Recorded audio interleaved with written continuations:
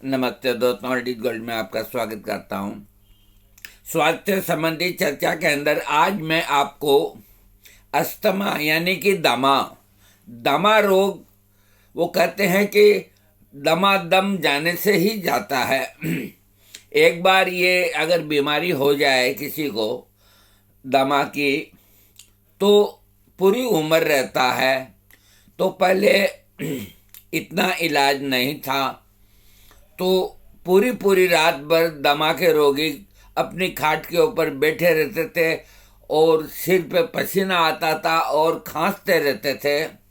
ये मैंने अपनी आंखों से देखा है। उस वक्त न हम इतना समझते थे, न इतनी दवाइयाँ थी, न पंप थे। ये बात है 1965 की। तो अब बहुत विज्ञान ने तरक्की की है। मैं एलोपैथी का हार्दिक स्वागत करता हूं कि उन्होंने जो पंप बनाया है अस्थमा के रोगी के लिए, चाहे उसके कुछ साइड इफेक्ट हो या न हो, ये नहीं देखना। रोगी को आराम चाहिए। हमारे लिए रोगी प्रधान है और कोई चीज प्रधान नहीं। तो जब रोगी को तकलीफ होती है, अपने बैग से निकाल के पंप ले लेता है और उसको राहत मिलती है। ये एक बहुत बड़ी देन है। और कुछ ऐसी एलोपैथी के अंदर मेडिसिन्स भी है जिनको लेने से तत्काल आराम मिलता है, लेकिन रोग पूरा ठीक नहीं होता। पूरा ठीक नहीं होता, ये बिल्कुल सत्य है।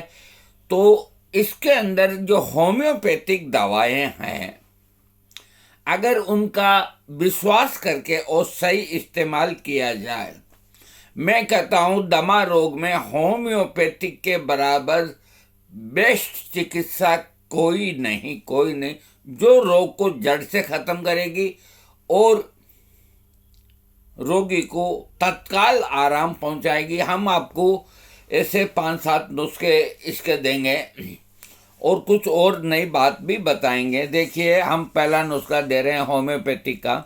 देखिए, एक तो जो अस्थमा का रोगी है, दमा का रोगी है, उसे धूल धुआं इनसे बचना चाहिए। शुद्ध वातावरण में रहना चाहिए, गंदी जगह नहीं रहना चाहिए और ठंडा नहीं खाना चाहिए, ठंडा नहीं पीना चाहिए, दही से दूर रहना चाहिए और नींबू से भी दूर रहना चाहिए।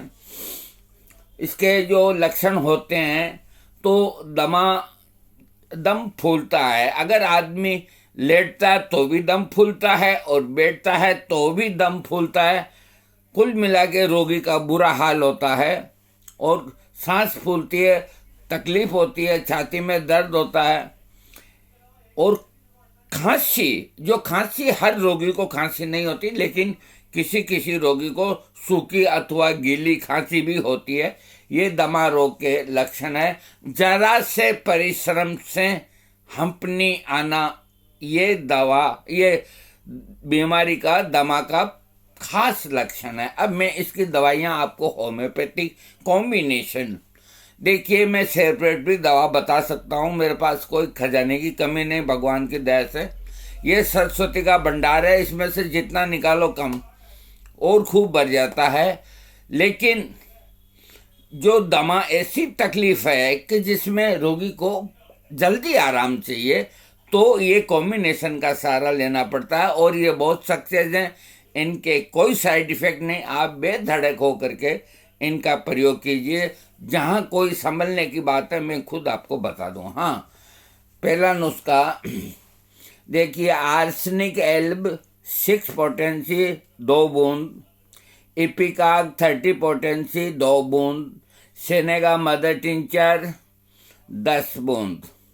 ये जो 3 दवाइयाँ हैं, आधे कप पानी के अंदर आप मिला देंगे तो ये 2 खुराकें होगी।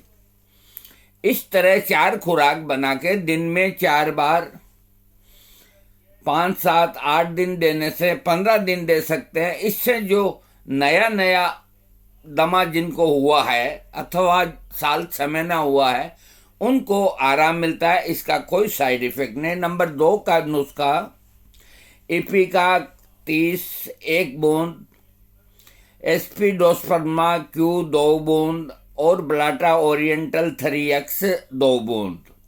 इपिकाक 30 1 बूंद, एस्पिडोस्पर्मा क्यू 2 बूंद और Blatta mother tincture Blatta 3x 2 बूंद। ये 3 चीजें हैं, इनको मिला के 5 ग्राम जो मिल्क को पाउडर होता है उसके अंदर इनको डालने से एक खुराक बनती है। इस तरह की दिन में 3 खुराक 3 या 4 बार देने से रोगी को बहुत आराम आता है। अगला नुस्खा मैं नंबर 3 का बोलता हूँ।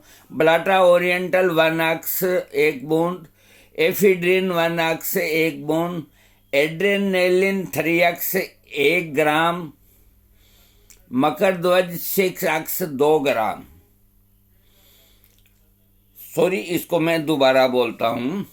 ब्लाटा ओरिएंटल 1x 1 ग्राम, एफिड्रिन 1x 1 ग्राम और एड्रेनालिन 3x 1 ग्राम और मकरध्वज 6 पोटेंसी में 6 बूंद। तो ये आपका 3 ग्राम के अंदर 6 बूंद मकरध्वज के मिलने के बाद में ये आपकी 1 मात्रा हुई। इस तरह की दिन में 3 मात्रा देने के बाद 15 दिन दे सकते हैं, रोगी को बहुत आराम मिलेगा। इसके अलावा अगला नुस्खा जो और है वो नुस्खा खास नुस्खा है जो रोगी को काफ़ी समय दमा में हो गया है, साल 2 साल 3 साल बाद। तो ये बहुत खास नुस्खा है, इसको थोड़ा आप ध्यान से देखिए। एकोनाइट 1x 5 बूंद, यरवा सेंटा मदर टिंचर 25 बूंद, लोबेलिया मदर टिंचर 25 बूंद, ब्लाटा ओरिएंटल मदर टिंचर 25 बूंद, कैनाबिस इंडिका मदर टिंचर 5 बूंद और स्ट्रोमोनियम 30 पोटेंसी 5 बूंद।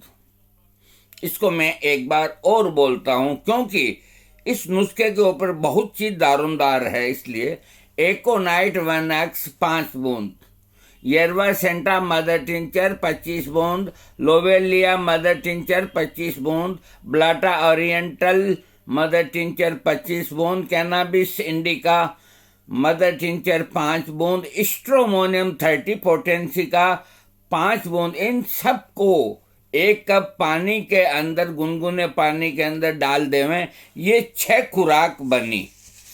तो दमा ज़्यादा परेशान कर रहा तो रोगी को 2-2 घंटे के अंदर, यानी कि दिन में सुबह 6 बजे से लेके और रात को 10 बजे तक आपको 6 खुराक देनी। अगले दिन फिर तैयार कर लें, अगले दिन फिर तैयार कर लें। इस नुस्खे को आप 1 महीना अथवा 21 दिन दे सकते हैं। लेकिन देखिए, ये जो दमा की जो बीमारी है और ये जो दवाइयाँ हैं, ये म्यूकस को बाहर निकालती भी है और कम भी करती है, उनका उत्पादन कम करती है। तो कोई भी दवा आप किसी रोगी को दें तो 15 दिन के बाद अथवा 10 दिन के बाद अपने निकटवर्ती जो भी अच्छा होम्योपैथिक डॉक्टर हो उनसे ज़रूर परामर्श कर लें कि हम ये दवा इतने दिन से दे रहे हैं, रोगी को आराम है, आगे हमें क्या करना है, आपका वो मार्गदर्शन करेगा। अब मैं आपको और नुस्खा जो दे रहा हूँ ये भी बहुत प्यारा नुस्खा है। देखिए, यरवा सेंटा मदर टिंचर 5 बूंद, बेलाडोना मदर टिंचर 3 बूंद, एरालिया मदर टिंचर 3 बूंद, लोबेलिया इन्फ्लुएंटा मदर टिंचर 5 बूंद, क्लोरोफॉर्म मदर टिंचर 5 बूंद, रोस्ट्रोमोनियम 3x 1 बूंद। मैं एक बार और बोल देता हूँ। यरवा सेंटा मदर टिंचर 5 बूंद, बेलाडोना मदर टिंचर 3 बूंद, एरालिया मदर टिंचर 3 बूंद, लोबेलिया इन्फ्लुएंटा मदर टिंचर 5 बूंद, क्लोरोफॉर्म मदर टिंचर 5 बूंद, स्ट्रोमोनियम 3x पोटेंसी का 1 बूंद। ये आधे कप पानी के अंदर आप मिला देवें। ये एक खुराक हुई। इस तरह की आपको दिन में 4 खुराक 21 दिन देंगे तो इससे दमे को बहुत आराम मिलेगा और मालिक ने चाहा तो दमा ठीक भी हो जाएगा। इसमें कोई दो राय नहीं, बहुत प्यारा नुस्खा है ये। हाँ, अगला नुस्खा मैं आपको और दे रहा हूँ। एफिड्रा बल्गेरिस मदर टिंचर 5 बूंद, ग्रेंडेलिया रोबेस्टा मदर टिंचर 5 बूंद और लोबेलिया मदर टिंचर 5 बूंद और एकोनाइट मदर टिंचर 1 बूंद, क्लोरोफारम मदर टिंचर 5 बूंद। मैं एक बार पुनः रिपीट करता हूँ। एफिंड्रा बल्गेरिस मदर टिंचर 5 बूंद, ग्रेंडेलिया रोबेस्टा मदर टिंचर 5 बूंद, लोबेलिया मदर टिंचर 5 बूंद, एकोनाइट मदर टिंचर 1 बूंद, क्लोरोफार्म मदर टिंचर 5 बूंद। ये 1 कप पानी के अंदर आप डाल दें, ये एक खुराक बनी। इस तरह दिन के अंदर अगर रोगी को तकलीफ ज़्यादा है तो 4 बार दें, वरना 3 बार दें, 3 बार दें, 21 दिन दें। ये बहुत प्यारा नुस्खा है। तो ये जो खास खास नुस्खे थे ये मैंने आपको दमा रोग के बताए। अब मैं आपको जो मेरे अनुभव में आई है वो 2-3 चीज़ बताता हूँ। देखिए, ये नुस्खे जो जिस ग्रंथ से हैं अथवा जो भी है, तो इनके अंदर कहीं भी कार्बोवेज का जिक्र नहीं आया। तो दमा रोग के अंदर कार्बोवेज एक ऐसी जीवन देने वाली दवा है कि दमे को रोगी को सबसे पहले अगर दमा का वो होता है और बहुत कमजोरी अगर साथ में है और रोगी कहता है कि मुझे गर्मी लग रही है, बेचैनी हो रही है, हवा करो, पंखा चलाओ अथवा एसी चलाओ, इस तरह की अगर कोई रोगी बात करता है तो इन नुस्खों के अलावा आप सबसे पहले उसको कार्बोवेज 200 पोटेंसी का सिर्फ एक खुराक देंगे। उसके बाद उसको आराम आ जाए तो बाकी दवाओं को आप दे सकते हैं। तो इस तरह कार्बोवेज को शाम को भी दे सकते हैं। ये कार्बोवेज ऑक्सीजन शरीर में बढ़ा करके और आदमी की जीवनी शक्ति को मजबूत बनाती है। और मैं कहता हूँ कि ये ऐसी ताकतवर दवा है कि आदमी को मृत्यु के मुख से खींच के ले आती है। कार्बोवेज जब कोई सा रोग हो, रोग के नाम से कोई मतलब नहीं, जब रोगी अंतिम सांसें ले रहा हो उस वक्त कार्बोवेज 1 लाख पोटेंसी उसके जीभ पे डाल दे। मालिक ने चाहा तो वो एक बार होश में आएगा, उसकी सांसें चलने लग जाएगी, उसकी पल्स सही हो जाएगी, उसका शरीर ठंडा नहीं होगा। इतने में कोई ना कोई डॉक्टर इलाज अपना बिठाई देते हैं। तो कार्बोवेज इतनी उपकारी दवा, तो दमा के रोग के अंदर बीच बीच में कार्बोवेजिटेबलिस 200 पोटेंसी का आप जरूर इस्तेमाल करें। अगली जो दवा मेरे अनुभव में आई, आर्सेनिक एल, जो इन नुस्खों के अंदर है, तो इसको सेपरेट आर्सेनिक एल 6 पोटेंसी, दिन में 5 खुराक, लगातार 21 दिन सेपरेट भी दे सकते हैं ऐसे रोगी को जिसको प्यास लगती है, बार बार गला सूखता है, अथवा इसके अलावा मतलब इतनी कमजोरी रहती है कि वो उसका कोई काम करने का मन नहीं चाहता। और रोगी सफाई पसंद होता है। जैसे कोई किताब गिर गई है तो जब तक कोई उठाएगा नहीं उसको चैन नहीं पड़ेगा। इस तरह कोई जैसे बल्ब जल रहा है तो उसको कहेगा भाई बुझा दो, उसको चैन नहीं पड़ता है। इस तरह का जो पेशेंट होता है अथवा बहुत कमजोर जो पेशेंट होता है, तो आर्सेनिक एल 6 पोटेंसी के अंदर दिन में 4 बार 20 दिन दे सकते हैं। और इन दवाओं के बीच बीच में भी कार्बोवेज 200 और आर्सेनिक एल 6 पोटेंसी का आप बीच में 1-1, 2-2 खुराक देते रहें। अब मैं आपको जो बात बताता हूँ, जो दमा अस्थमा का पेशेंट हैं तो उसके पास में जो बैठते हैं उनसे मेरी गुजारिश है। देखिए, ये बहुत छोटी छोटी बातें हैं लेकिन ये ख्यालातों में नहीं आती। अगर वो बस में यात्रा कर रहा है दमा का पेशेंट या कहीं आदमियों के बीच बैठा है, तो अगर आपको मालूम पड़ गया कि ये हाँफता है, दमा का है, तो एक उसके सामने कोई सिगरेट या बीड़ी ना पिए। और इस तरह के पेशेंट को जो दमा का होता है उसको ताज़ा ऑक्सीजन मिलनी चाहिए, लेकिन ठंड के अंदर वो बाहर नहीं निकले। जब सूर्योदय हो जाए और ठंड कम हो जाए तो अच्छे कपड़े पहन के, और वो 200-500 कदम अगर रोज टहलेगा और उसको ऑक्सीजन मिलेगी तो वो बहुत जल्दी ठीक होगा। एक मेरा अनुभूत नुस्खा, जो अस्थमा का पेशेंट है, मैं सारे वैज्ञानिकों को, पूरे दुनिया भर के वैज्ञानिकों को, बड़े बड़े डॉक्टरों को मैं चैलेंज दे के कहता हूं, ये जो नुस्खा मैं अब बता रहा हूं, ये मेरा जिस पेशेंट को बताया उसने किया और वो निरोग हुआ, इसलिए मैं ऐसी बात करता हूं। मैं कभी अहम की बात नहीं करूंगा, जो मैं सत्य के ऊपर आधारित है वो ही बात करूंगा। ये सब तो दवाइयाँ हुई, आप घरेलू प्रयोग भी सीतोफलादी चूर्ण और अथवा शहद इनका कर सकते हैं, कोई ऐसी बात नहीं।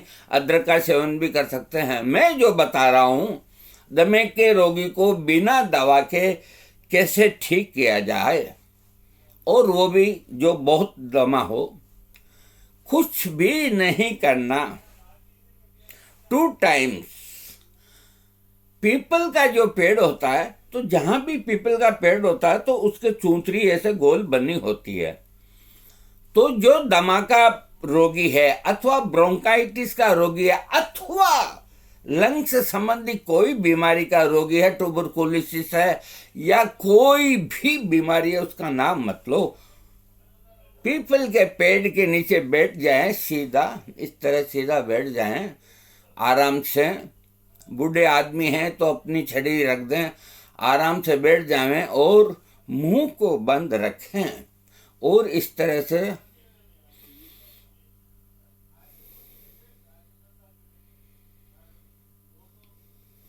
धीरे धीरे सांस लें, धीरे धीरे सांस लें, और कोई उसको रोके नहीं, कुछ करे नहीं, जैसे धीरे धीरे लें वैसे धीरे धीरे निकल जाएगी।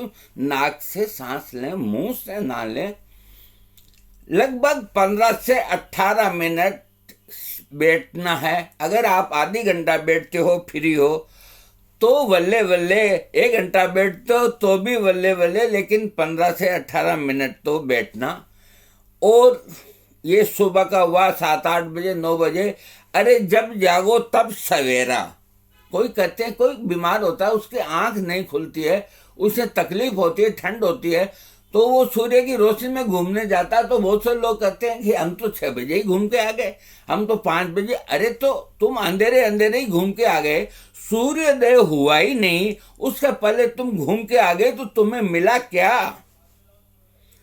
उगते हुए सूर्य को निहारना चाहिए 2 मिनट के लिए, और जैसे सूर्य उदय होता है, उसकी लालिमा होती है, उस वक्त जो ऑक्सीजन मिलती है वो असली चीज है। घूमने का सही समय वो है। और जो मुंह अंधेरे घूम करके आते हैं, ठीक है, पैदल चलना बहुत अच्छी बात है, स्वास्थ्य की निशानी है, लेकिन जितना उनको फायदा मिलना चाहिए, अगर वो उस प्रोग्राम को 15 मिनट लेट कर दें तो ये सब फायदे मिलेंगे।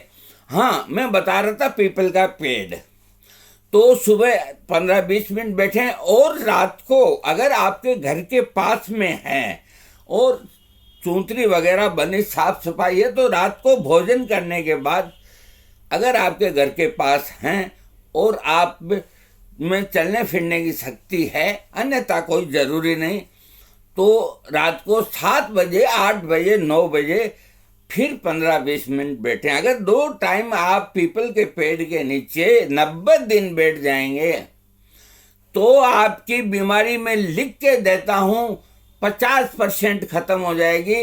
और अगर साल भर आप बैठ गए तो आपकी बीमारी का नामो निशान नहीं रहेगा। जितने वृक्ष हैं उनके अंदर पीपल का पेड़ एक ऐसा वृक्ष है जो 24 घंटे ऑक्सीजन फेंकता है। और भी इस पृथ्वी के ऊपर मालिक ने ऐसे वृक्ष बनाए हैं जो 24 घंटा ऑक्सीजन फेंकते हैं, लेकिन वो हमारी निगाह में नहीं। हमारी निगाह के अंदर ये पीपल का पेड़, और किसी पेड़ के नीचे रात के समय नहीं बैठना, नहीं बैठना, नहीं बैठना। तो 2 टाइम्स पीपल के पेड़ के नीचे बैठिए, और ये होम्योपैथिक दवा लीजिए, और अपने दमा के रोग को खत्म कीजिए।